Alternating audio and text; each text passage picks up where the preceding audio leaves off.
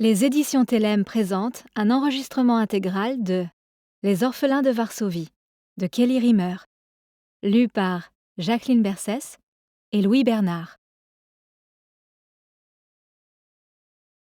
1. Romane. 28 mars 1942. L'esprit humain relève du miracle. Il n'y a rien de plus puissant en nous. S'il plie parfois sous la pression, il ne rompt que rarement. Quoique emprisonné dans un corps faible et faillible, il demeure indomptable. Telles étaient mes réflexions en cette fin d'après-midi printanière. Mon frère et moi nous dirigions vers l'étal d'une marchande ambulante de la rue Zamenhofa, dans le ghetto de Varsovie. « Il y en avait là-bas !» déclara-t-il, en désignant une rare brèche dans la foule massée sur le trottoir. Je me contentais d'acquiescer de la tête. Si Davidek éprouvait le besoin de me raconter sa journée de labeur, il n'attendait pas de moi le moindre commentaire. Heureusement, car ce rituel durait depuis des mois, et je ne savais toujours pas quoi lui dire.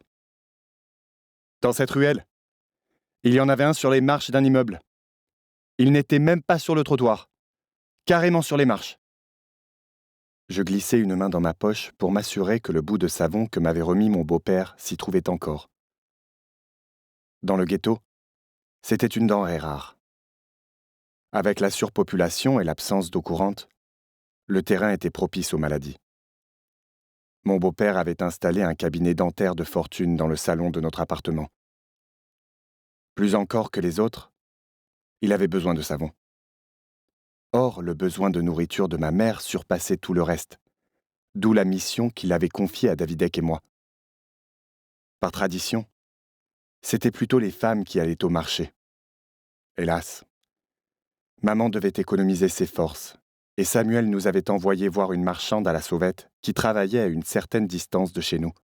« Hé, Romane, il y en avait un autre derrière une énorme poubelle. » Davidek hésita, et fit une moue avant de reprendre.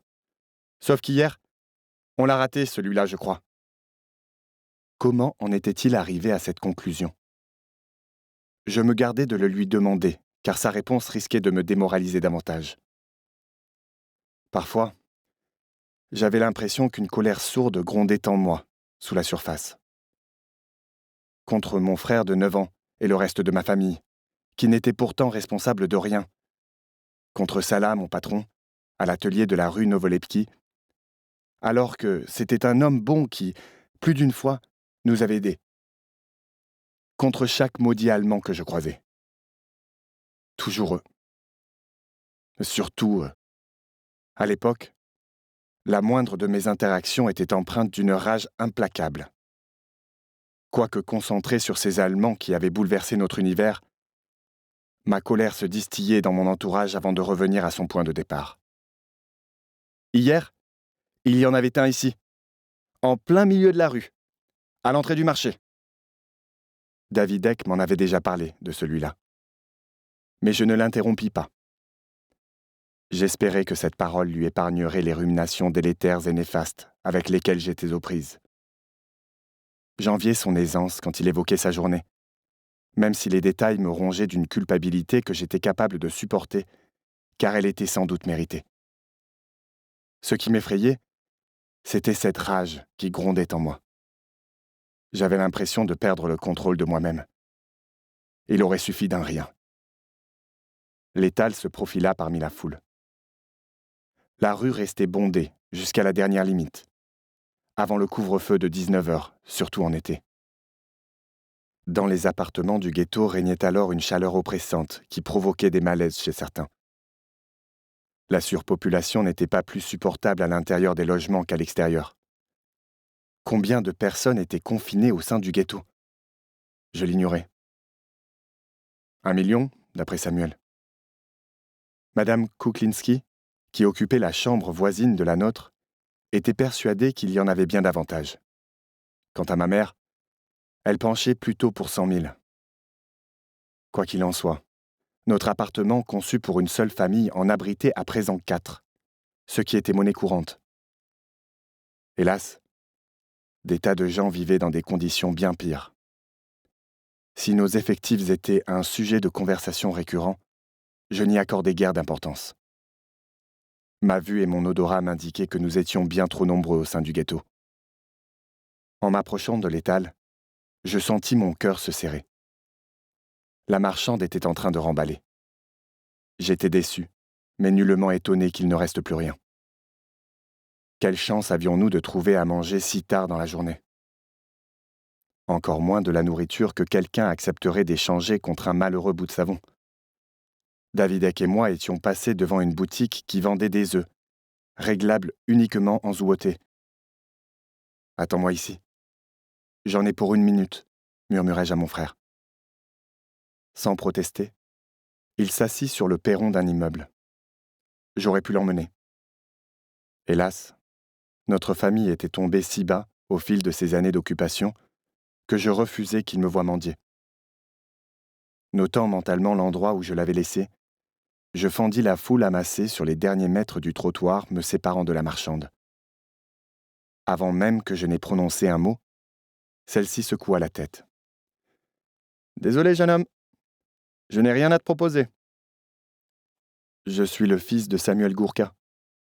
Mieux valait simplifier la situation afin qu'elle m'identifie. Il y a quelques mois, il vous a soigné une dent, vous vous souvenez? Dans son cabinet de la rue Mila.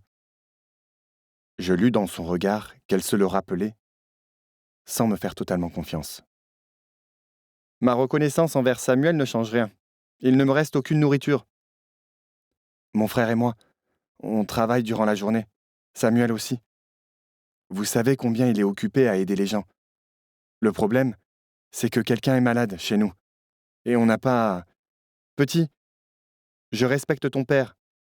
C'est un homme bien, un excellent dentiste. Je t'aiderai volontiers, hélas, je n'ai rien à te donner. Pour souligner ses propos, elle désigna sa caisse vide. Vous étiez ma dernière chance. Vous ne pouvez pas refuser. Moi, je me coucherai sans manger ce soir. Ce n'est pas grave. En revanche, je ne peux pas laisser...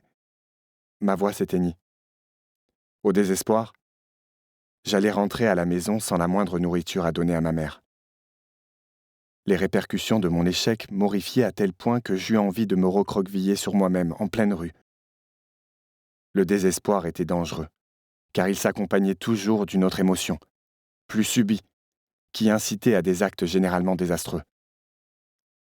Je crispai le poing sur mon bout de savon et le tendis à la marchande. Son regard passa de ma paume à mon visage, puis elle poussa un soupir exaspéré.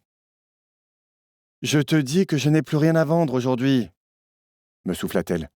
« Si tu veux trouver à manger, il faut venir plus tôt dans la journée. » Cela nous est impossible. Vous ne comprenez donc pas? Il faudrait que l'un de nous ne travaille pas. Samuel tenait à peine le coup. Il arrachait des dents du matin au couvre-feu et était rarement rémunéré. Ses patients, des gens modestes, n'avaient plus un sou. Son travail était vital, et pas seulement parce qu'il procurait un semblant de réconfort à des gens qui, par ailleurs, souffraient énormément. De temps à autre, Samuel rendait service à un membre de la police juive, ou même à un soldat allemand de passage. Il était persuadé que, un jour ou l'autre, ses gestes de bonne volonté joueraient en sa faveur. De plus, si Samuel cessait d'exercer, il serait contraint de regarder notre situation en face et sombrerait dans le même désespoir que moi. « Tu n'as que ce bout de savon ?» s'enquit soudain la marchande. « Oui, c'est tout. »« Reviens demain à la même heure, je te garderai à manger. Mais ce sera léger pour un aussi petit bout de savon, » fit-elle en secouant négativement la tête, les lèvres pincées. « Essaie de trouver autre chose à troquer. »« On n'a plus rien, » fis-je, la gorge nouée par l'angoisse. Elle afficha une expression de compassion. « D'accord, je ferai de mon mieux, » promis-je. « À demain. » Cela valait-il la peine de passer me renseigner sur les œufs? Mon malheureux bout de savon n'aurait pas suffi à en acheter un seul. Même pas la moitié d'un. Les commerçants prenaient toujours plus cher que les vendeurs des rues.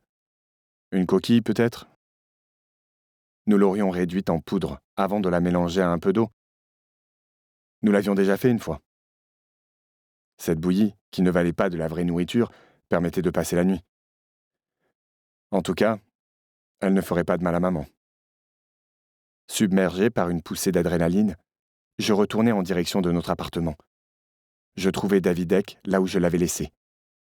2 agents de la police juive se tenaient devant lui. Comme moi, mon frère était grand pour son âge. Nous tenions de notre grand-père maternel.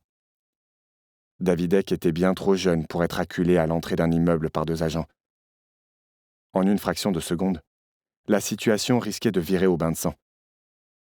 Les capots étaient imprévisibles. Tour à tour bienveillants ou d'une violence meurtrière. Comment jauger ceux qui avaient abordé Davidek? Le cœur battant, je me frayais un chemin vers eux, conscient qu'ils n'hésiteraient pas à m'abattre pour être intervenus. Après ce que j'avais traversé, seule ma famille me maintenait à flot. Surtout Davidek, l'être que j'aimais le plus au monde. Un ange d'innocence au cœur du mal absolu.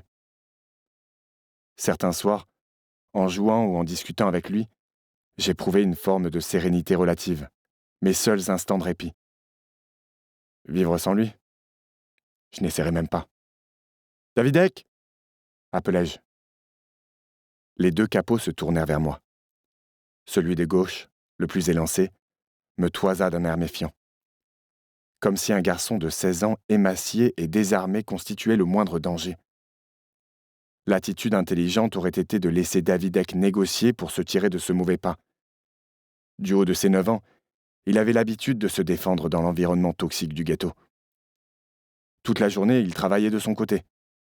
Il fallait rester en alerte pour survivre ne serait-ce qu'1 heure, et je devais croire en son aptitude à se débrouiller. Hélas, je ne parvins pas à faire preuve d'intelligence, quitte, au mieux, à me faire tabasser. Et pourtant, les capots m'accordèrent une seconde chance de m'éloigner en m'ignorant pour reporter leur attention sur mon frère. « Hé !» m'écriai-je assez fort pour que des dizaines de passants se retournent. « Ce n'est qu'un gosse! Il n'a rien fait de mal !» J'anticipais déjà la suite. Je ferais un scandale, jusqu'à bousculer un capot peut-être, et dès qu'il commencerait à me frapper, Davidek pourrait s'enfuir.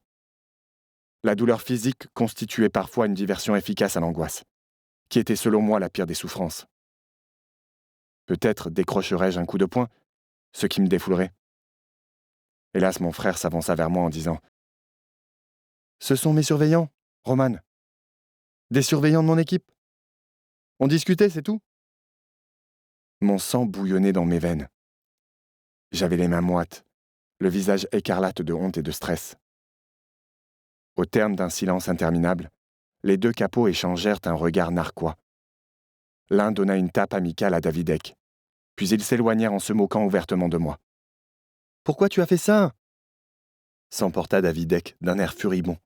« Tu crois que tu pourrais m'aider même si j'avais des ennuis ?»« Excuse-moi, j'ai perdu la tête. »« Tu perds toujours la tête, » marmonna-t-il. Il m'emboîta le pas dans le sillage des capots. « Tu devrais écouter papa, faire profil bas, travailler dur en espérant t'en tirer au mieux. Arrête tes bêtises. Tu es trop intelligent pour ça. » Mon petit frère ne faisait que répéter les propos pleins de sagesse de son père, sur le même ton, et avec la même impatience sous-jacente. Ivre de soulagement, je me contentais de lui ébouriffer les cheveux en riant au lieu de m'agacer. « Tu es drôlement avisé, pour un garçon de 9 ans. »« Suffisamment pour savoir que tu n'as rien trouvé à manger pour maman. »« On est arrivé trop tard, » répondis-je, la gorge à nouveau nouée.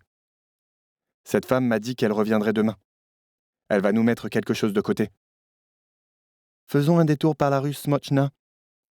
Les poubelles sont parfois intéressantes là-bas. » Nous n'étions pas les seuls habitants du ghetto à avoir épuisé nos ressources, loin de là. Les gens crevaient de faim, et le moindre reste de nourriture était précieux, même s'il provenait d'une poubelle.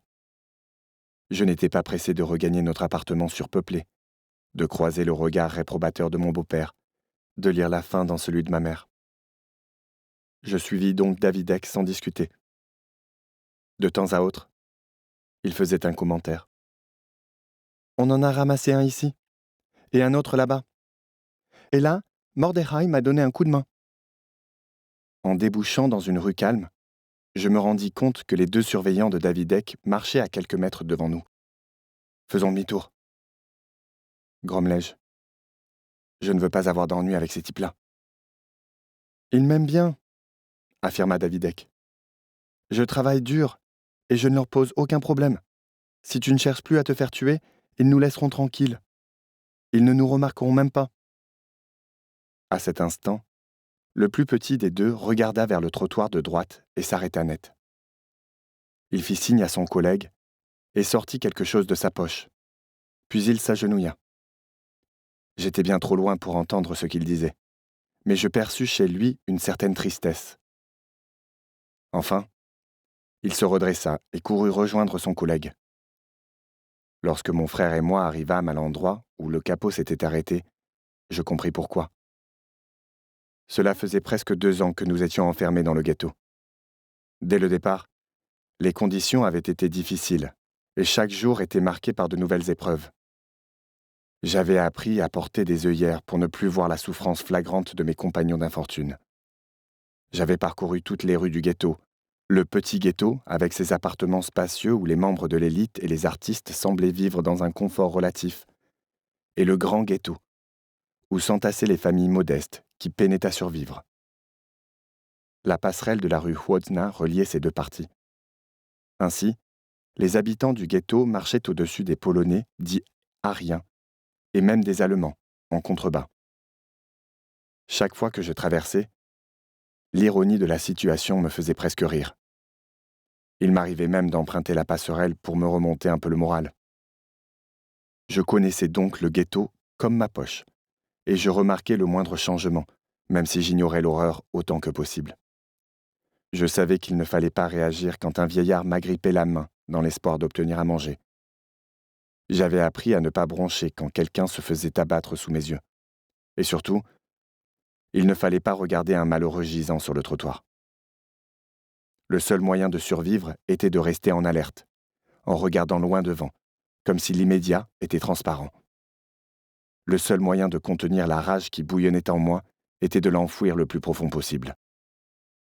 Néanmoins, ce capot avait attiré mon attention sur une scène poignante.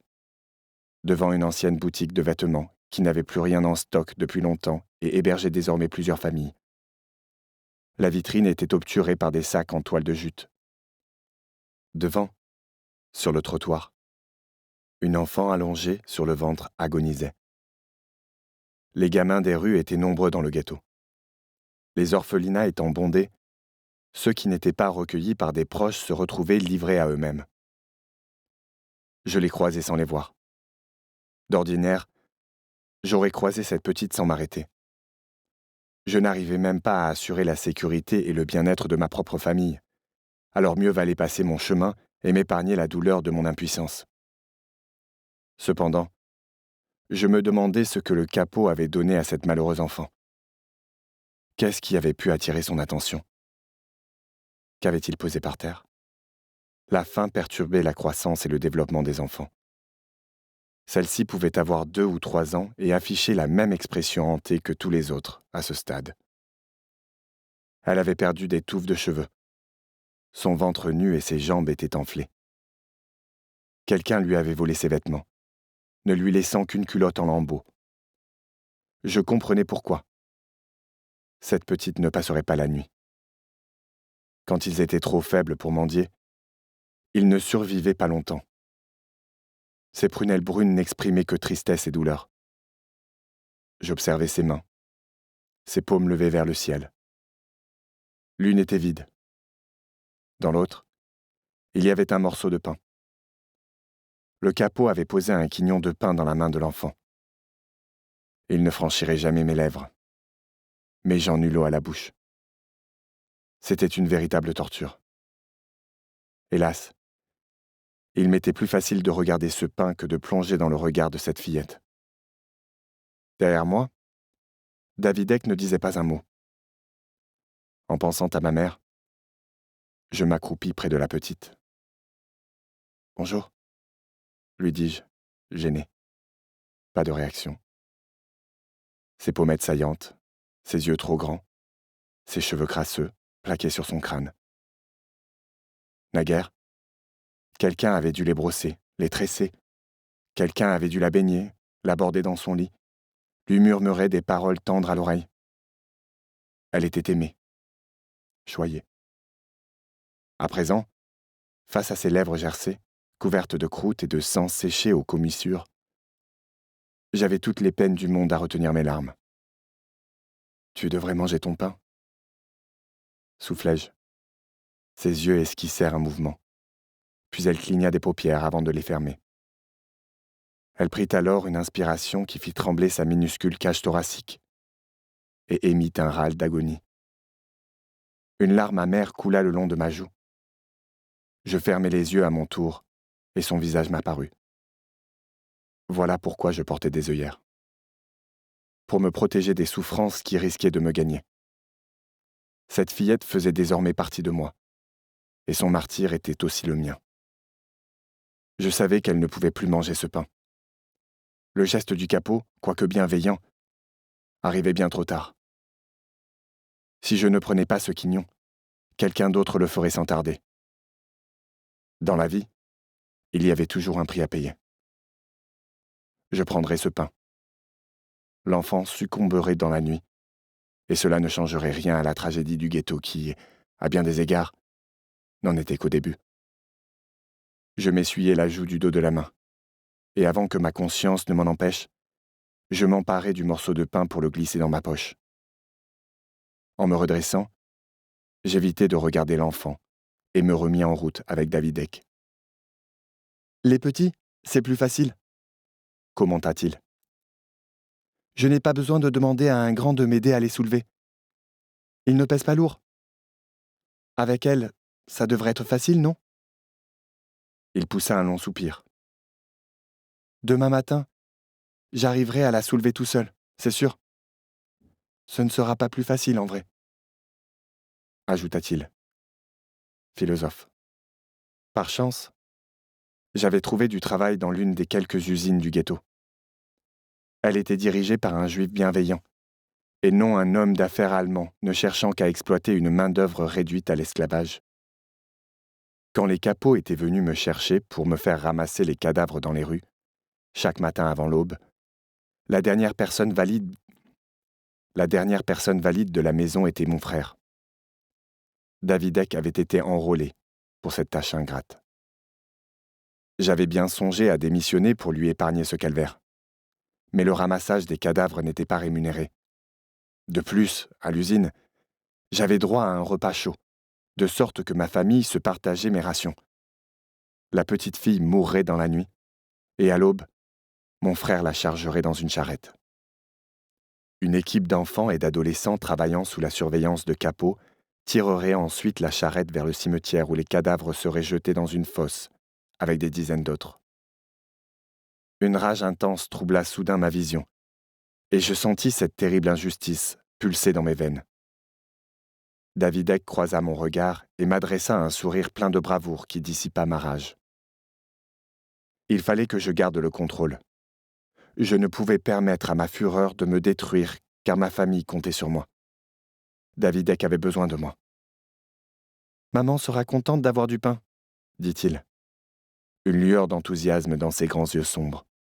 « Et Éléonora aura un meilleur lait demain, pas vrai ?»« En effet, » répondis-je impassible. « Ce morceau de pain est une bénédiction. » 2. Romane.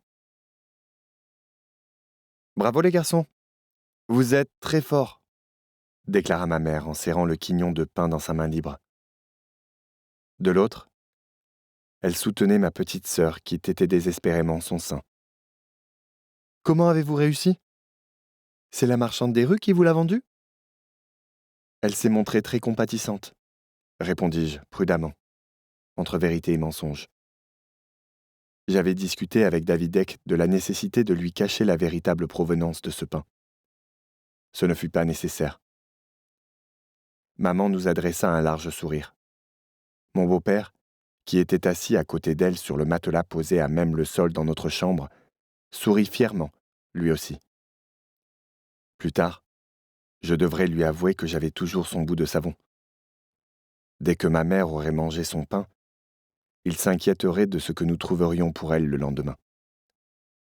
À moins que je ne lui dise que j'avais un plan. Pour l'heure, je me contentais du plaisir de déceler ce petit bonheur dans son regard. « Un miracle !» commenta ma mère. « Aujourd'hui, nous sommes bénis. » Avant la guerre, ma famille occupait cet appartement spacieux de la rue Mila, qui disposait de 3 chambres à coucher, au cœur du quartier juif de Varsovie.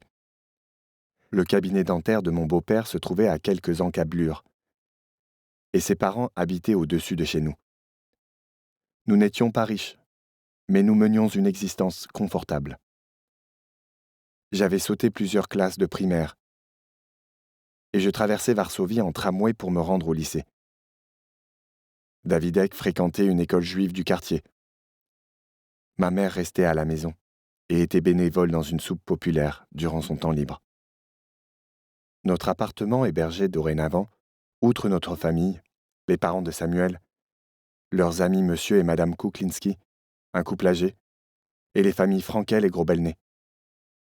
Ces derniers vivaient auparavant au même étage que les parents de Samuel, au-dessus de chez nous. Lors du premier afflux de réfugiés, ils avaient commis l'erreur de descendre nous voir en laissant leur porte ouverte. Lorsqu'ils étaient remontés chez eux, 2 autres familles avaient envahi leur espace, qu'ils n'ont jamais récupéré. Ils étaient 5 à l'époque. Quelques semaines plus tard, M. Grobelnet fut abattu en pleine rue. L'hiver suivant, leurs 2 premiers enfants moururent de la grippe. Madame Grobelnet étant anéantie de chagrin, les autres adultes prirent en charge Estera, sa fille, qui marchait à peine. Les Frankel étaient issus de la minorité tzigane de Hongrie. Il y avait Laszlo et Judith, les parents, et leurs jumeaux de 7 ans, Imri et Anna. L'automne précédent, nous étions déjà à l'étroit quand grand-père les avait ramenés à la maison. Il s'était confondu en excuses, bien qu'il fasse figure de chef non officiel du foyer. Il avait vu Laszlo mendier dans la rue tandis que Judith et les enfants se protégeaient du vent glacial derrière les poubelles. Il n'est pas bon que les petits dorment dans la rue alors que nous pouvons leur trouver une petite place chez nous. Nous avions fait de notre mieux pour répartir équitablement les espaces de l'appartement. Les Grobelnet dans la salle à manger, ma famille entière dans l'ancienne chambre parentale, les Frankel dans ma chambre, et les grands-parents dans celle de Davidek, avec les Kuklinski. Le salon abritait désormais un semblant de cabinet dentaire. Dans chaque logement s'entassaient plusieurs familles, car les Allemands faisaient venir des gens de toute l'Europe pour les enfermer avec nous derrière l'enceinte du ghetto. Depuis la construction du mur, l'eau était coupée, et nous ne pouvions nous en procurer qu'au robinet de la gare. Maman s'occupait d'Eleonora. Les Kuklinski étaient âgés et fragiles, et les autres travaillaient durant la journée. Il revint donc à Judith de ravitailler le foyer en eau. Matin et soir, elle effectuait l'aller-retour, un seau dans chaque main. C'était loin d'être suffisant. Comme le reste, l'eau était précieuse, et on n'en gaspillait pas une goutte. Judith était la reine de la débrouillardise. Elle faisait par exemple bouillir des restes de nourriture pour les ramollir, puis utiliser la même eau pour la lessive, puis, enfin, dans les toilettes. Comment en étions-nous arrivés là? Naguère, je prenais une douche chaude par jour, et je n'imaginais même pas que la faim provoquait des spasmes de douleur. Au bout de 2 ans et demi d'occupation allemande, dont presque 2 ans au sein du ghetto, le quotidien était si surréaliste que j'en venais parfois à me convaincre que nos vies brisées n'étaient qu'un cauchemar. Une telle déchéance en si peu de temps était inimaginable. J'en étais réduit à prendre un quignon de pain dans la main d'une enfant mourante pour l'offrir à ma mère, qui avait versé des larmes de joie en le recevant. Je m'efforçais de ne pas penser au regard de cette petite fille, aux commissures de ses lèvres, maculées de sang séché. Hélas, mon visage me hantait chaque fois que je posais les yeux sur ce morceau de pain. Pour penser à autre chose, je proposai à maman de prendre le bébé. Elle me sourit et confia momentanément le pain à Samuel pour me tendre Eleonora. Ce bébé miracle compliquait nos vies déjà difficiles. Tant de femmes étaient contraintes d'interrompre leur grossesse, ou étaient abattues en pleine rue uniquement parce qu'elles étaient enceintes. Les SS tuaient même les nouveau-nés sous les yeux de leur famille.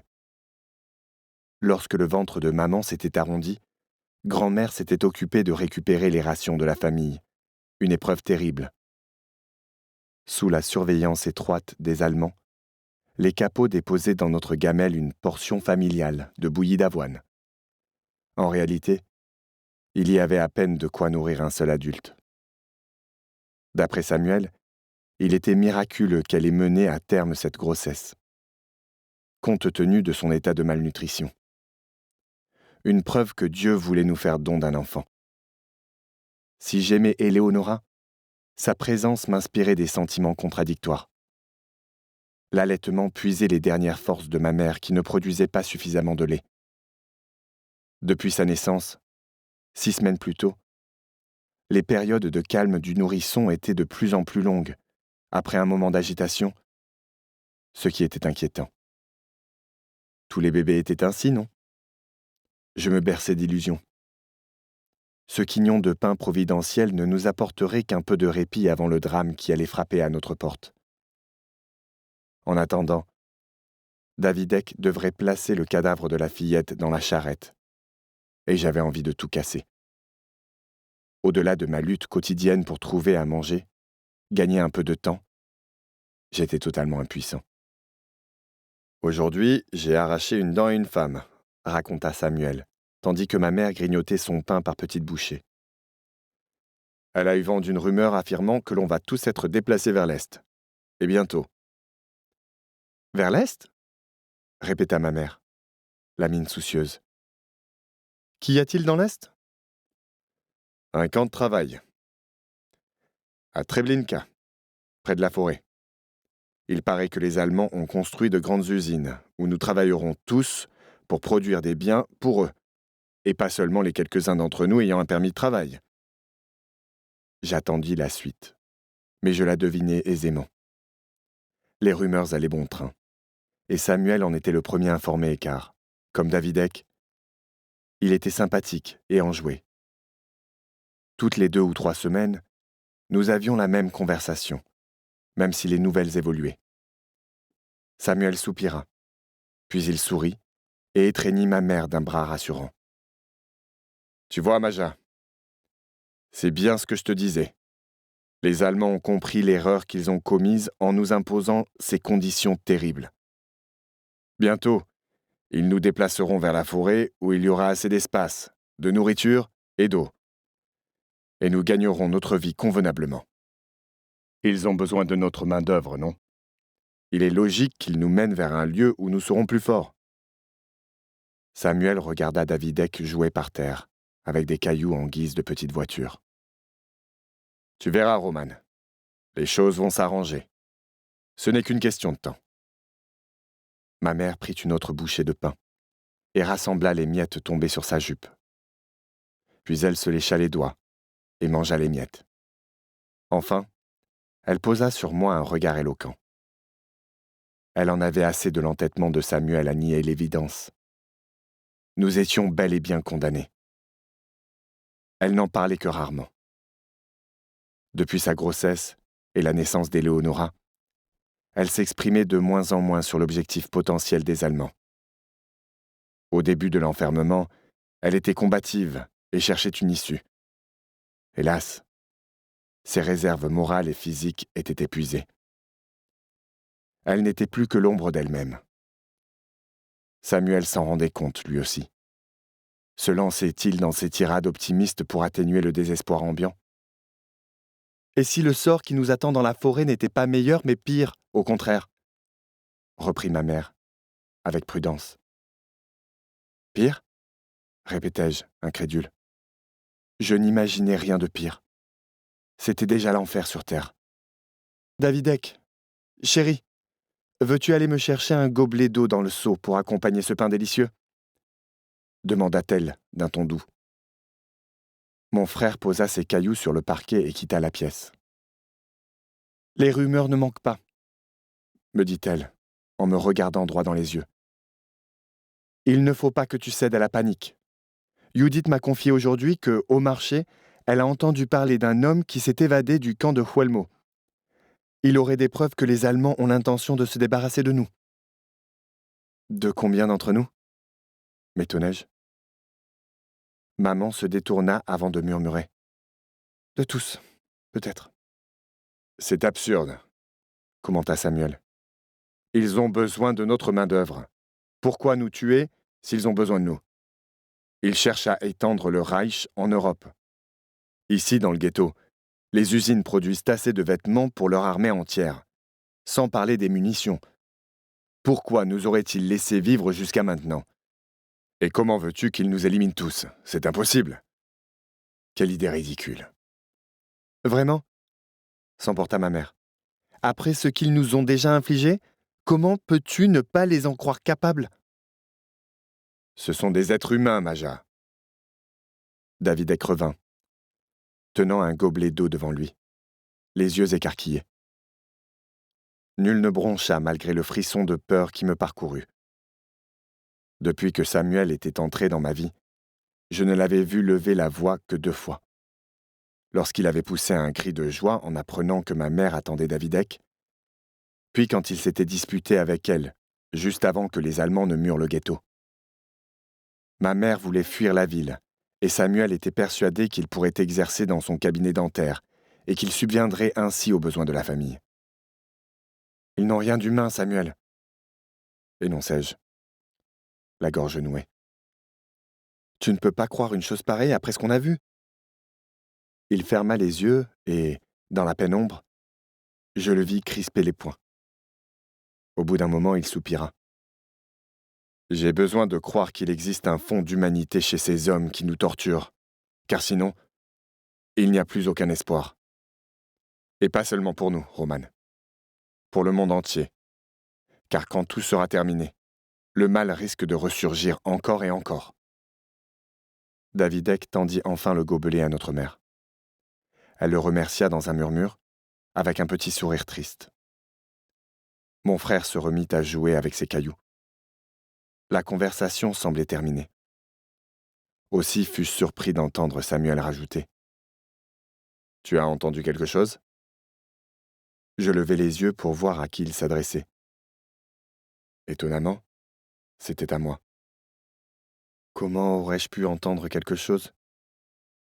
Tes collègues d'atelier ne parlent pas?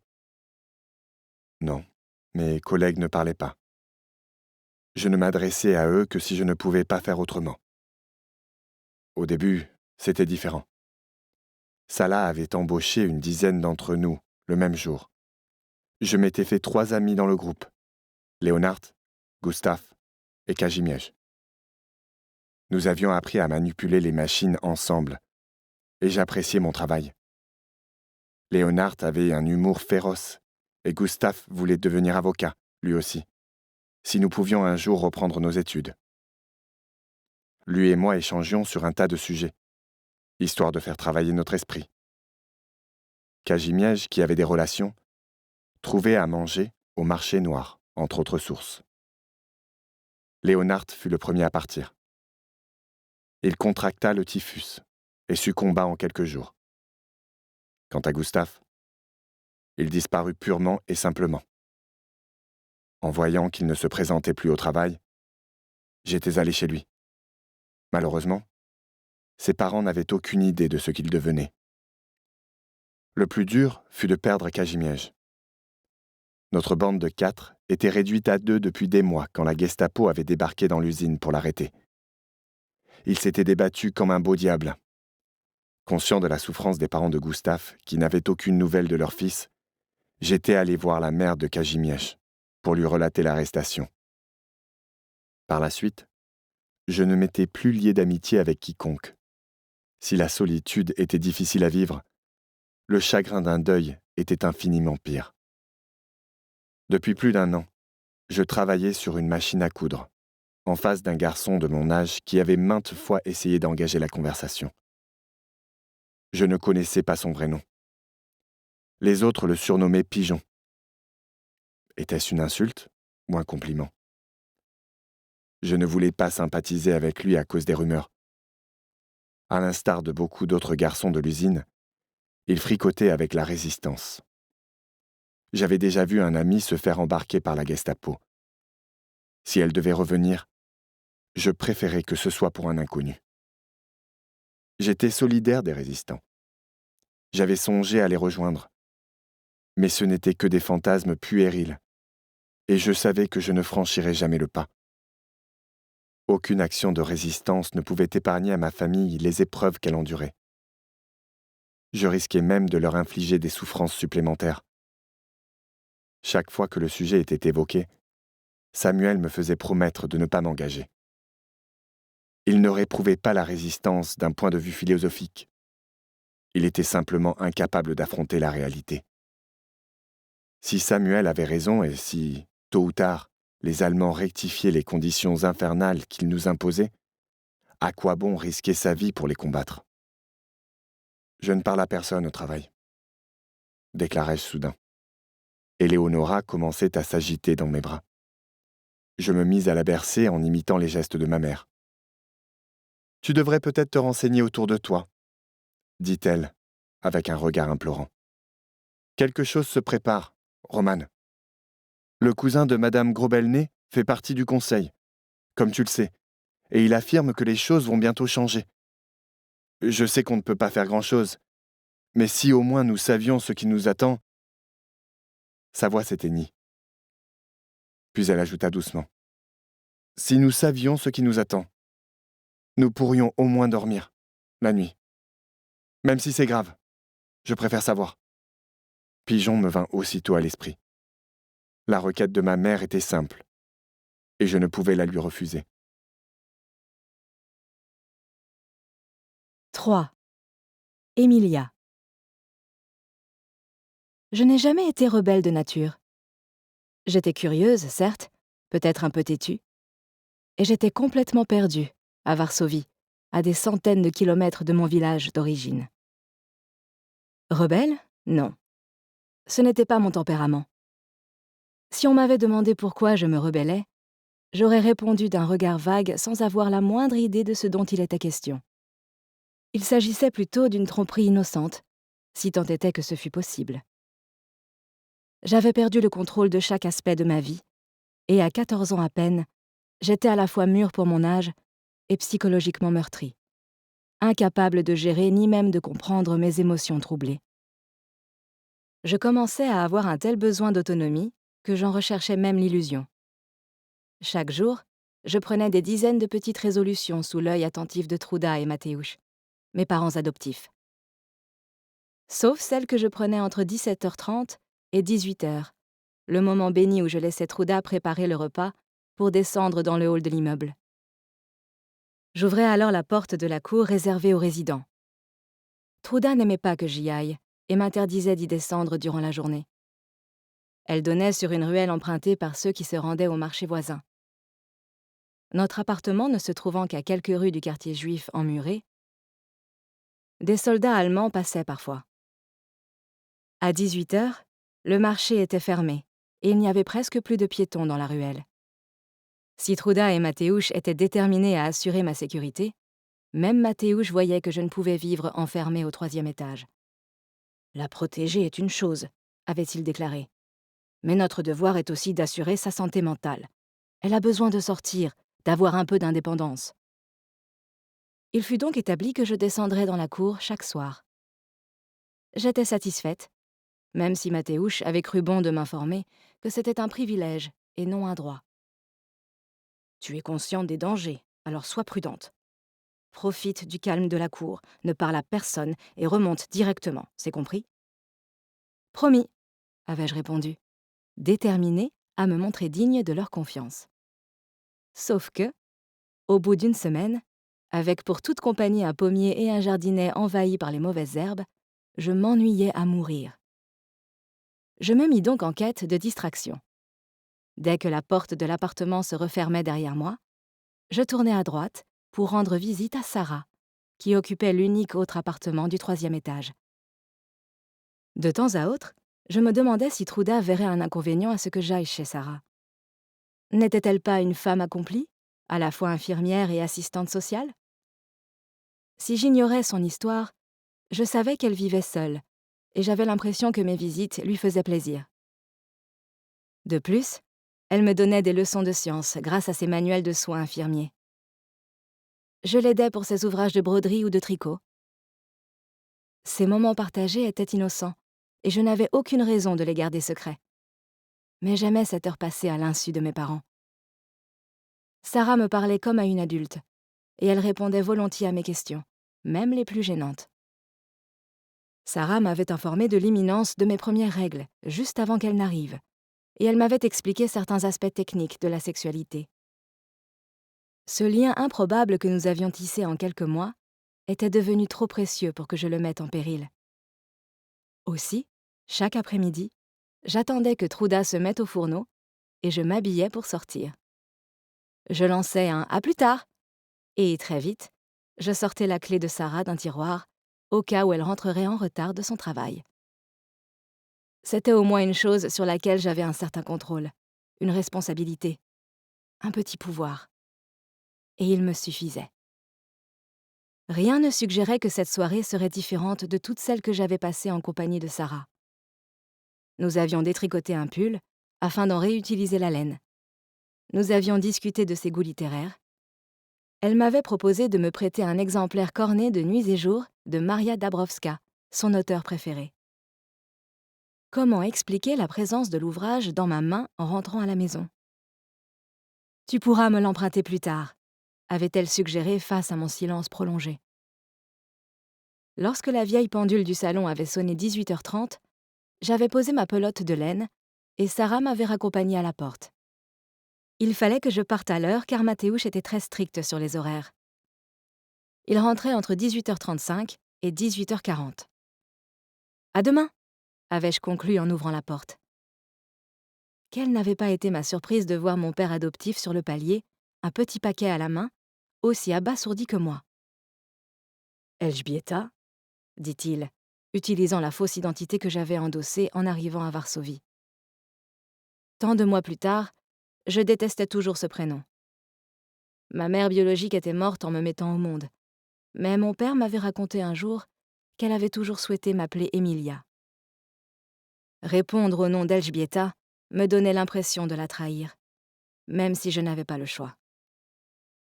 En cet instant, c'était le cadet de mes soucis, car Mathéouche nous observait tour à tour. « Je m'étonne de te trouver là », déclara-t-il, la mine plus soucieuse que jamais. « Je passais juste... » Pour une fois, j'étais à court d'arguments. Comment expliquer ma double tromperie ? Me justifier auprès de Mathéouche sans révéler à Sarah que je n'étais pas supposée être chez elle ? « Ah, c'est le paquet de Piotr ? Merci Mathéouche. Je lui avais demandé de me trouver du sucre, » avait déclaré Sarah en prenant le paquet. Elle avait alors reporté son attention sur moi et interprété mon silence gêné. « Dis-moi, jeune Elżbieta, tu n'étais pas censée être là, il me semble. » J'avais rougi violemment et, prise de panique, j'avais filé me réfugier dans ma chambre.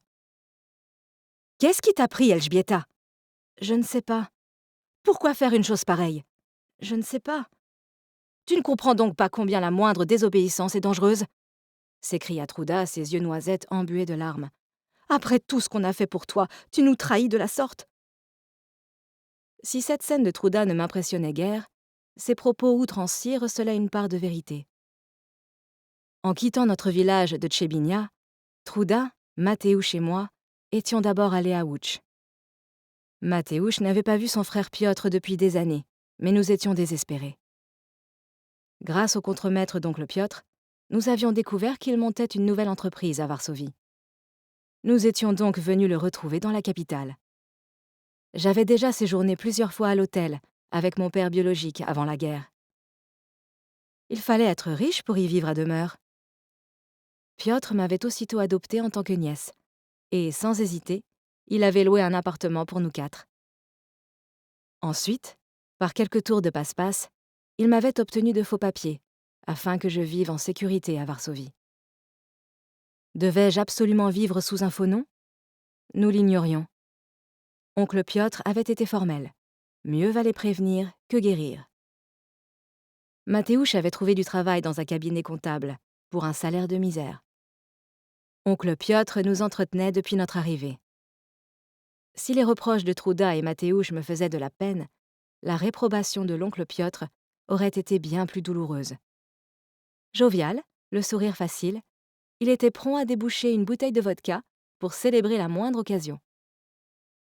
Je ne l'avais jamais vu en colère, et je ne l'en croyais même pas capable. Or, il me fixait par-dessus ses lunettes à monture métallique, la mâchoire crispée. Les bras croisés, la tête baissée, j'étais rouge de honte depuis que Mateusz m'avait surprise chez Sarah, 1 heure plus tôt. « Il paraît que tu lui rends visite presque tous les jours depuis des semaines. Si tu veux une amie, tu n'as qu'à jouer avec Katarzyna !» s'exclama Truda. C'était la fille d'un collègue de Mateusz. Elle avait 12 ans. Elle était gentille, mais je la trouvais terriblement immature. « Elle est ennuyeuse !» rétorquai-je. « C'est une enfant !»« Toi aussi !»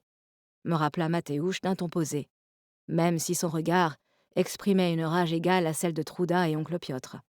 « Quand on a croisé le regard de son frère mort, on n'est plus une enfant. Quand on a vu son père innocent mourir sous les yeux de tout le village, on n'est plus une enfant. » L'espace d'un instant, ils me regardèrent fixement, dans un silence pesant. Soudain, leurs reproches firent place à de la pitié. « Nous connaissons à peine Sarah, » reprit Truda en se radoucissant. « Ce n'est pas parce que tu l'apprécies que tu peux lui faire confiance. » Il serait plus raisonnable qu'Elżbieta fréquente Katarzyna. Cependant, Sarah ne représente aucun danger, intervint prudemment oncle Piotr. « Sauf ton respect, Piotr, » fit Mateusz. « Crois-moi, » coupa-t-il. « Sarah ne collaborerait pas avec les Allemands. C'est une femme bienveillante et généreuse, une infirmière qui travaille au ministère des Affaires sociales et de la Santé. C'est mon amie, elle m'a appris un tas de choses, y compris sur... » Dans ma détermination à défendre Sarah, je faillis préciser qu'elle m'avait donné des leçons d'anatomie. En croisant le regard de Truda, je compris que ma mère adoptive ne verrait pas cela d'un bon œil. « Sur le tricot, le point de croix. »« Je regrette, Elżbieta. Je vois que tu t'es liée d'amitié avec Sarah, mais tu nous as désobéi. Tu as trahi notre confiance. Il faut absolument que tu nous obéisses, » énonça lentement Mateusz. Je me levai de table. Pourquoi avais-je le cœur brisé? La perspective de perdre le seul aspect de ma vie sur lequel j'avais un tant soit peu de contrôle me dévastait. Je fis donc ce que la plupart des adolescents font lorsqu'ils sont gênés, honteux, déçus ou frustrés. Je m'en pris aux personnes qui tenaient le plus à moi. « Je vous déteste! Vous avez gâché ma vie! Je voudrais... » « Emilia !» intervint oncle Piotr. J'avais si peu l'habitude d'entendre mon vrai prénom que je fus déstabilisée. L'expression de l'oncle Piotr se radoucit. « Je vais te prodiguer un conseil, mon enfant. Ne dis jamais sous le coup de la colère ce que tu regretteras une fois calmé. Va dans ta chambre. Il faut que je parle à Truda et Mateusz. » Je quittai la pièce au bord des larmes et me jetai sur mon lit, l'esprit en émoi. Et si je fuguais? Je chassai vite cette idée. Et si je rendais visite à Sarah en secret? Non plus. Au vu de l'expression de Truda et Mateusz, c'en était terminé de mes périodes de liberté. Ma frustration et ma honte firent alors place à des regrets amers. Truda et Mateusz n'avaient pas gâché ma vie, ils l'avaient sauvée au contraire. Et, ce faisant, c'était la leur qu'ils avaient gâchée. Mon père avait été exécuté au début de la guerre. Le même jour, Truda et Mateusz m'avaient recueilli sous leur toit. La vie était difficile à Trzebinia. Or, mes parents adoptifs avaient réussi à m'offrir une existence tranquille, même en temps de guerre. Comme l'oncle Piotr, Mateusz avait hérité de leur père une usine de textile qui lui procurait des revenus confortables. À Trzebinia, nous habitions une grande maison et nous avions beaucoup d'amis. Hélas, l'année précédente, mon frère Tomasz avait débarqué en pleine nuit, et le lendemain, à midi, plus rien n'était pareil. Tomasz aidait des Juifs à se cacher, un crime passible de la peine de mort pour lui et sa famille. Mon frère, si brave et si brillant, était recherché, et pour sauver sa fiancée, il devait se rendre, ce qui signifiait une mort certaine. En tant qu'ultime membre de sa famille, je risquais gros moi aussi. Nous ignorions si les Allemands étaient au courant de mon existence, s'ils me recherchaient, s'ils savaient qui m'avait adopté. Et pourtant, Truda et Mateusz avaient choisi de fuir comme si ma vie était en péril. Ils avaient renoncé à une existence confortable pour assurer ma sécurité. Sans la bienveillance de l'oncle Piotr, nous serions ruinés car nous avions tout laissé à Tchebinia. Lorsque Mateusz frappa à ma porte et entra dans ma chambre, je pleurais à chaudes larmes. Dès qu'il s'assit au bord de mon lit, je me jetai à son cou. « Emilia, même si c'est très dur pour toi, il est essentiel que tu ne nous mentes pas. Tu comprends l'importance du secret. » « Cela fait des mois, » sanglotai-je. « On peut se détendre un peu maintenant, non ? » « À la seconde où l'on baissera notre garde, on le regrettera. » Percevant ma tension, Mateusz resserra son étreinte. « Il faut que tu sois paranoïaque. C'est le seul moyen d'assurer ta sécurité. Truda et moi t'aimons plus que nous ne saurions l'exprimer. Grâce à toi, nous avons la famille dont nous rêvions. En te protégeant, ce sont nos cœurs que nous protégeons. Sarah et toi avez sympathisé et Piotr m'assure qu'elle est digne de confiance et que tu lui apportes du réconfort. Je crois qu'elle se sent très seule, fis-je en chassant mes larmes. Et moi aussi, peut-être. Dans ce cas, continue à passer du temps avec elle, mais promets-moi de respecter nos règles.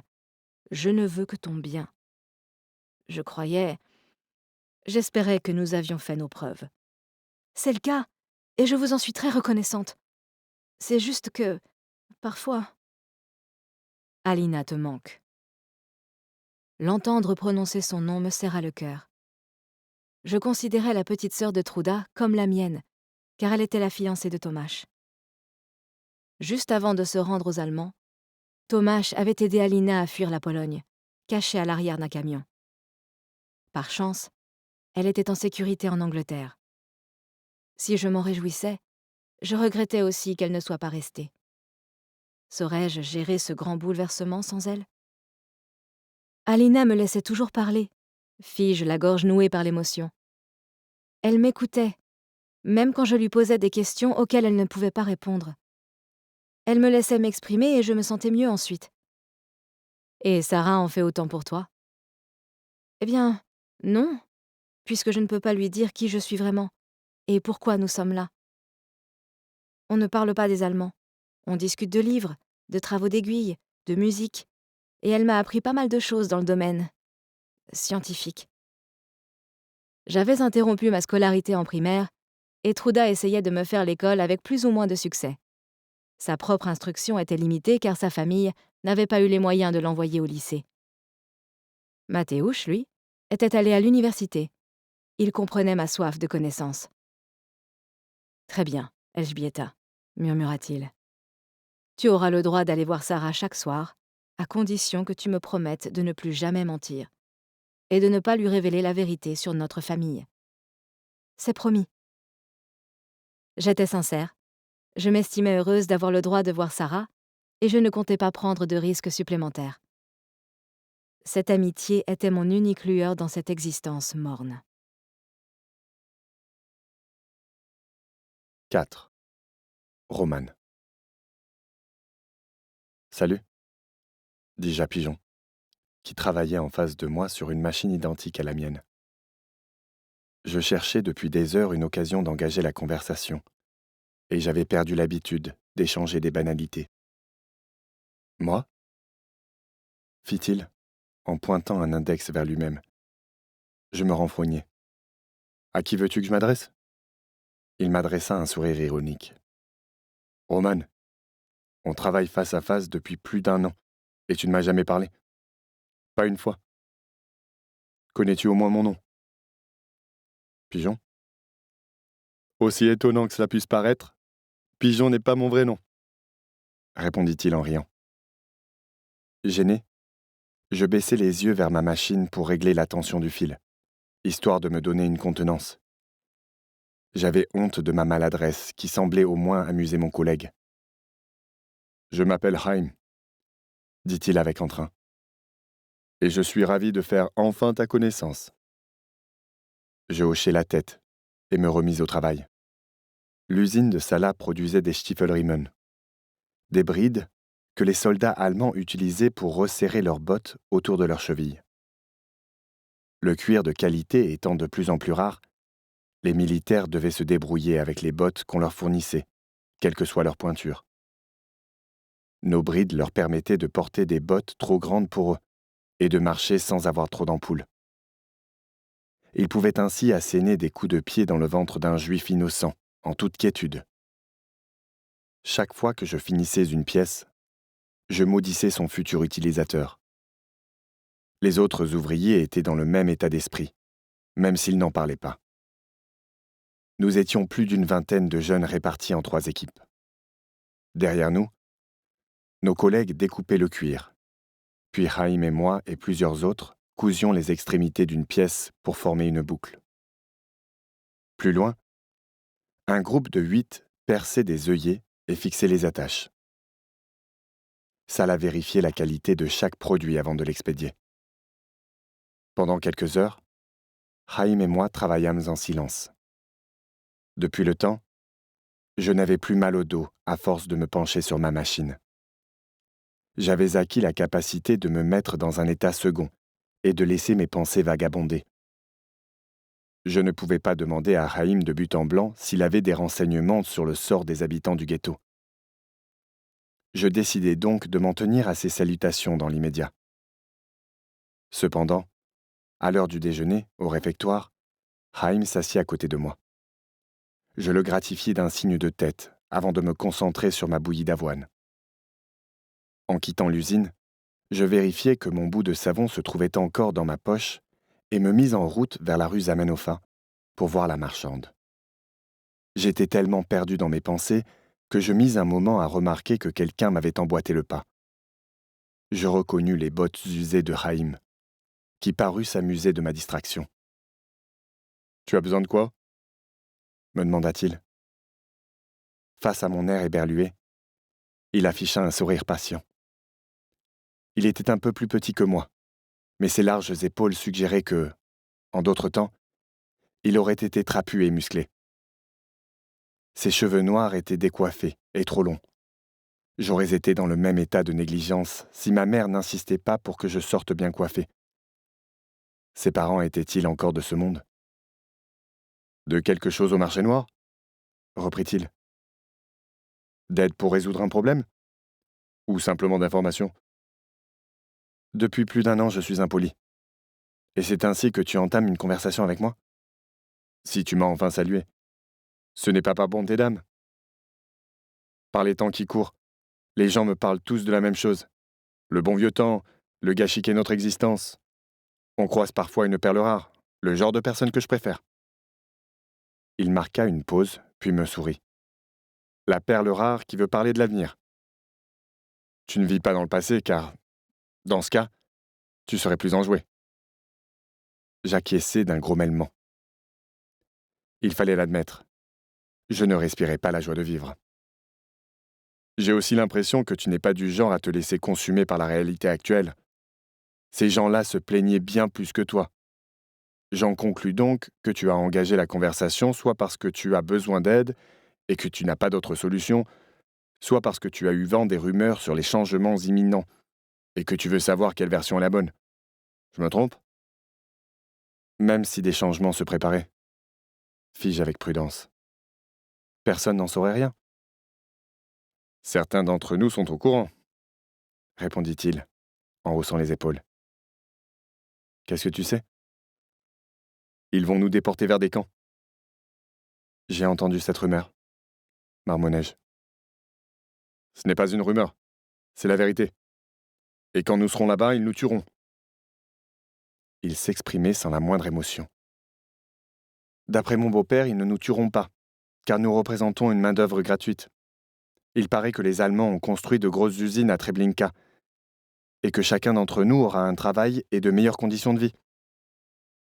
Haim éclata d'un rire sans joie. Tu crois aux contes de fées ou tu préfères que je sois honnête? Tu n'en sais pas plus que moi.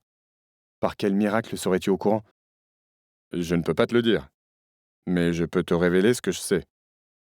En janvier, un homme s'est évadé du camp de Huelmo.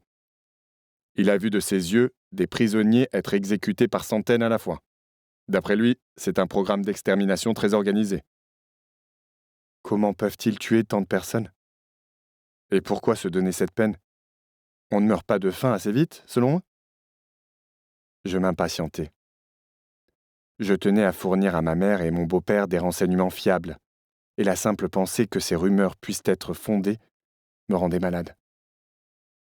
Non, c'est absurde. Qu'est-ce que tu voulais, Roman? Insista Haïm. Il s'arrêta brusquement, au moment de tourner à gauche alors que je tournais à droite. Je le regardai une dernière fois, et le cataloguai parmi les imbéciles avides de ragots. Il était hors de question que je rapporte cette conversation à ma famille. Finalement, ce que je voulais, c'était un démenti aux rumeurs. Tu veux sauver quelqu'un, c'est ça? Une petite amie, peut-être? Ou bien ta famille? Je te l'ai dit. Je ne veux rien de toi. Roman. Je le foudroyai du regard. Nous espérons que vous avez apprécié cet aperçu. Pour continuer à écouter ce livre audio sur Google Play Livres, utilisez le lien dans la description de la vidéo.